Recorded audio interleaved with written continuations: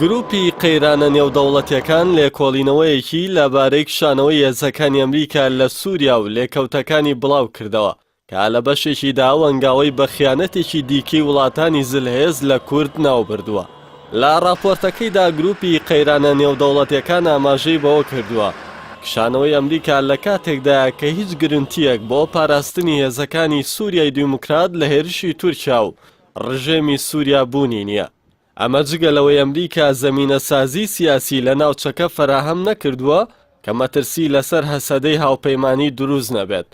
گروپی قەیرانە نێودەوڵەتیەکان تشکی خستۆتە سەرەوەی لەم مانگانەی کۆتایی شەڕی دژی داعشیشدا ئەمریکا هیچ هەوڵێکی نەداوە بۆ ئەوەی گفتوگۆی بنیادنارانە لە نێوان هەسەدە و ڕژێمی سووریا بێتە ئاراوە. ئەمە لە کاتێکدایە ئاگاداری نەگەیشتنە ئەنجامی گفتوگۆکانی پێشوویان بووە بەڵام خۆی لە نێوەنگیری پاراستووە. لە راپۆرتەکەدا هاتووە پێشتر ئەمریکا وای نیشاندابوو بۆ ماوەیەکی دیاری نەکراو لە سووریا دەمێنێتەوە و جۆرێک لە دڵنیایی بە هاوپەیمانە کوردەکەی لە سووریادا بوو، ئەوەش پێچەوانەی هەڵوێستی ئێستایەتی. بەپێی راپۆرتی گروپەکە یەکێک لە مەترسیەکانی ڕاگەاندنی کتوپڕی کشانەوەی هێزەکانی ئەمریکا لە سووریا ئەگەری واسێنانی هێزەکانی سووریای دیموکراتە لە شەڕی دژی داعش. سەرڕایەمانەش گروپی قەیرانە نێودەوڵەتیەکان پێی وایە بڕیاری کشانەوەی ئەمریکا لە سووریا بڕیارێکی کوشندە نیە، بەڵکو وردەکاری کشانەوەکە گرنگ و هەستیارە کە هێشتا بە تەواوی ئاشکرا نەکراوە.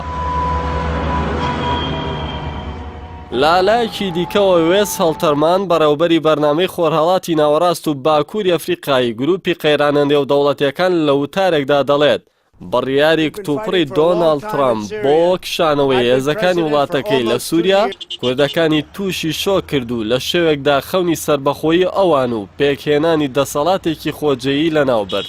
یۆس هەڵتەرمان دەژڵێت ترسی خیانەت لێکردنیان لەلایەن زلهێزەکانەوە لە DNA کوردەکاندا هەڵکۆڵدراوە و هەمیشە لەو ترسەدا دەژین کە بۆتە چارەنووسیان.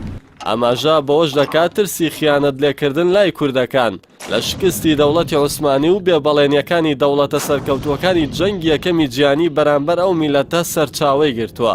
ئێستاش لە دوای شکستێنان بە داعش لە عێراق و سووریا ئەمریکا لە عێراق پشتی لە ڕێفراندۆمی سەربەخۆیی کورد کرد و لە سووریاش دایانخاتە مەترسیەکی گەورەوە هەر بۆیە خیانەت تەنیاشتا کە کوردەکان هەموو کات بینیویانە.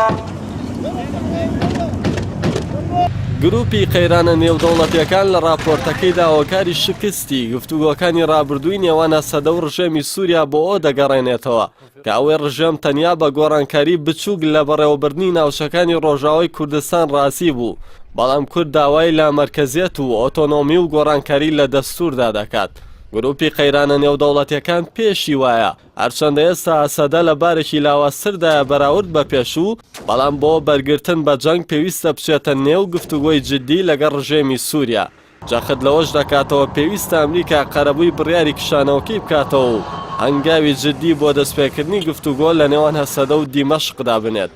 راپۆرتەکە ئاماژەش بۆ دەدات پەیوەندی مێژووی نێوان یەپەگە و پەکەکە لەگەڵ ڕژێمی سووریا دەتوانێت کاریگەری ئەرێنی لەسەر گفتوگۆکانە بێت، هەرچەندە جیاوازی گەورەش لە نێوان خواستەکانی هەسەدە و بۆچوونەکانی دیمەشقدایە، بەڵام دەبێت ئەو جیاوازیە تا ئاستی ڕێکەوتنی نێوان هەردوو لا کەم بکرێتەوە.